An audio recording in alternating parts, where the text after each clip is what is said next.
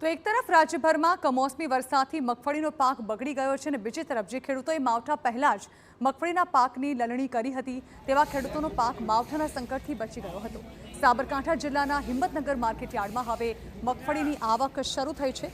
હિંમતનગર માર્કેટયાર્ડમાં હાલમાં દૈનિક 30,000 બોરી મગફળીની આવક નોંધાઈ રહી છે, જે દૈનિક રીતે દિવાળી પહેલા 30,000 થી 40,000 બોરી આવક હતી। હિંમતનગર એપીએમસીમાં અત્યાર સુધી 4 લાખ બોરી જેટલી મગફળીની આવક થઈ છે। મગફળીના ભાવની વાત કરીએ તો પ્રતિમણ 800 થી 1500 સુધી બોલાયા હતા। સારી ગુણવત્તાવાળી મગફળીનો ભાવ 1,500 રૂપિયા સુધી બોલાયો હતો।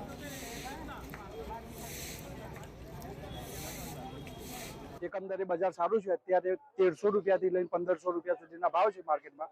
મગફળીનું વાવેતર અમે નવરાત્રી પછી કાઢી નાખી હતી મગફળી। વરસાદ આવતા પહેલા મગફળીનું વાવેતર અમારે લેવાઈ ગયું હતું। અત્યારે એકંદરે ભાવ સારા છે। મગફળી સારી હોય, ક્વોલિટી સારી હોય તો ભાવ સારો જ મળે છે। એકંદરે દિવાળી પછી અત્યારે બજાર સારું છે। અત્યારે મને 1,447 રૂપિયા મારી મગફળી ગઈ છે।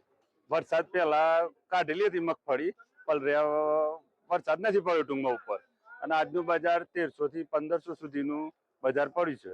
એકંદરે મારે 1,447 રૂપિયામાં મારું વેચાયું છે। ક્વોલિટી સારી હોય તો સારા ભાવ આવે જ છે।